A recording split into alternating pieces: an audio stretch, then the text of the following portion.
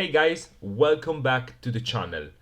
Like every single week, this week we are gonna be talking about our recap, our trades, our week, and to be really honest with you, it has been a very slow week. It has been a slow week because QQQ, so the Nasdaq, the SP 500, you can call it whatever you want, just synced. And so when the Nasdaq, that is, let's say, the basket of all the major stocks in the United States, the economy basically of the United States, when that kind of basket slows down because maybe it's going a reaccumulation, everything else follows it and so slow down too. So I was able to take only one trade this week, only two trades this week, sorry, and the two trade that I took yesterday. So really, really, really slow. We're going to be talking about those two trades, and we are going to be talking about the long-term trade that it's still running. We were able to take a partial from that. So stay with me. This is going to be very, very, very fast, but I just promise you to be consistent, to show you every single week what the week was, and sometimes it happens that you have nothing to do. Okay, so even if we are a lower time frame trader, that is our reality, that is our word. When you do not have nothing to do, sorry, when you have nothing to do, you have nothing to do, so you can't force trade. Okay, but I'm stop talking and I'm gonna show you what happened yesterday. So two trades, CLAC and CPRI. So let's start with this one. Okay, so again, I just want to every single time I just want to go through, the EBC, the, let's say, multi-time frame analysis, because I want you to get used, to this kind of environment, this kind of price action, this kind of reading the market. Okay, so context was clear, as you can see, big push, one-sided market, big momentum. Validation, we had a pretty cool MB, so a pretty cool pullback, and on the entry, as you can see, 1 and 2.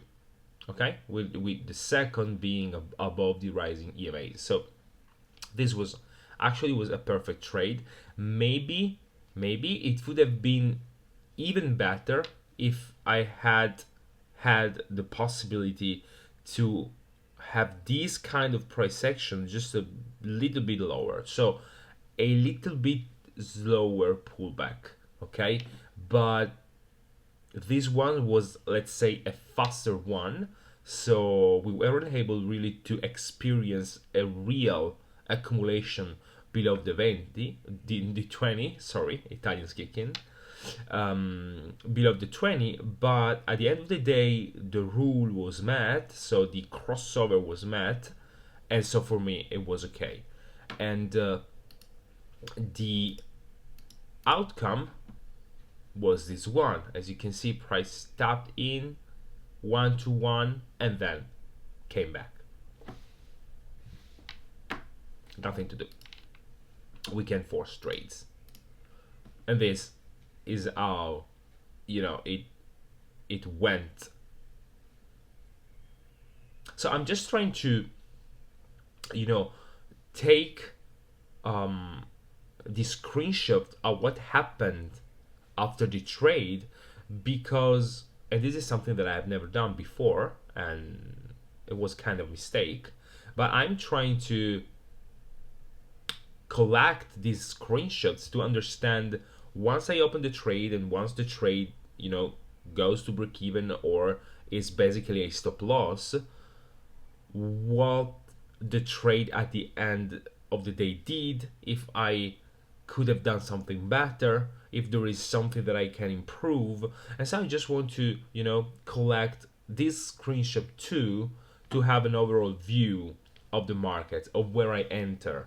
Okay, and obviously what are the at the end of the day the outcomes. So if the price hadn't, hadn't taken the break even, what would have been the result? So for me, this is important because at the end of the day, it helps you in understanding the whole situation. It helps you in understanding how you get involved in the market and what is the outcome at the end of the day. So I just start, tracking these things, and I'm gonna continue doing this. And then another trade, CPRI, and obviously the same, one-sided market, big pullback, love this pullback, and then I got position there, and this one, okay, I remember this one. I closed the year. Because, as you can see, I don't know if I can zoom. Yeah, we had weeks. So this doesn't look like my winning trade. Usually, when I got position behind the trade, that trade usually goes to stop loss or immediately goes up without weeks. So when I saw these weeks and I saw these previous weeks, I thought, okay, price is slowing down. Maybe it's not really. This actually, this is not looking like a winning trade. So I want to close it to break even, manually close to break even. So I manually closed it to break even, and it was a wise choice because, as you can see, at the end of the day, price synced. And as you can see, these shows weakness. So look at the weeks, look at the price action, how weak he is. Look at the general, I don't know if you can see it. Maybe it's me that with the years I get used to seeing these things, but this really doesn't look like if behind that actual price action, there there was there were, sorry, big institution, pushing the price. It just seems like random stuff without interest, institutional interest behind it. So I don't want to get position in those kind of stocks because basically they have no volatility, they have no momentum, and so for me, it's useless and it's worthless. Okay, so this is my entire week on stocks. So and this is really really important, guys. I stayed all the week. I stayed all the week in front of the chart, waiting, and nothing happened. And this is where actually the profitability, shows itself, because you need, and you know that in these breakdowns, I really love to give you any kind of tips and advice, but this is really actually what it takes to be profitable. You need to stay there. You need to stay in front of the chart doing nothing. Okay? Just going from a chart to another and saying no, no, no, no, no, yes, no, no. Okay? So filtering the trades, just waiting for the setup to set up, and at the end of the day being able to say no because the setup didn't set up or it was not your kind of setup. And so even if we are on the lowers, and I have to admit that this week has been slow because of QQQ, but even if we are on the lowers, we weren't able, to do basically anything. Okay? So this is important. The skill, the ability to say no. Nothing on the forex side this week. I miss a lot of trades. Okay, I miss a lot of trades. So if you don't know what I'm talking about, just please stay, join the Telegram group where there is the live action, because there I show everything, what I see during the market, what I miss, what I could have done better, and things so on. So if you really want to understand what's happening in the session, what I miss, what I do wrong, what I do right, make sure to be on the Telegram group. And this is the last trade.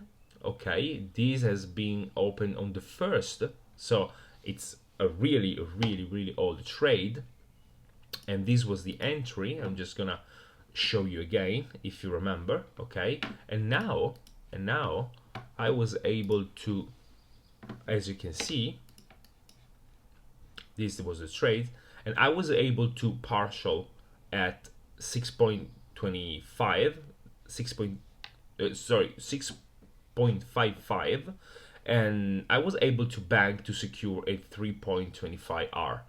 So I closed 50% of the position, and this is running. So I just wanted to partial there because this is the weekend. We are getting closer to the earnings, and I don't know what it's going to happen, on Monday. So since we were already at 6.25, I just thought that a 50% partial made sense, and so I decided to secure the profit. So I don't care what could happen because I have the stop loss to break even. I just secure the profit, and we are basically done. Okay, so I just want to update you on this position because this is a long-term position and it is going quite well. So I just wanted to show you that even if it's not on the lower time frame,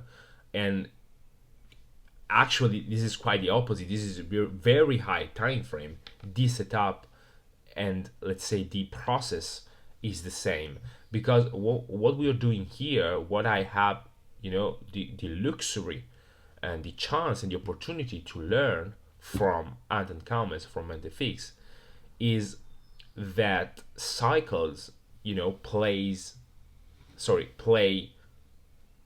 out the same in every single time frame. And so I just want to show you that even if you go from the lowers to the highers, at the end of the day, what you're doing every single day on a daily basis is the same thing. It's just trying to spot strong, so when I say strong, I mean momentum. So with strong stocks with momentum, a pullback, so basically a pause in the market. That pause is usually for the price to breathe a little bit, to gather order, okay, and then to get position behind the pause because of the following impulse, okay, that follows the pause. So this is a cycle, this is how markets move, this is how every single market moves, and I just want to share with you that this is not confined to one asset and one time frame, okay, because this works everywhere and you are experiencing it.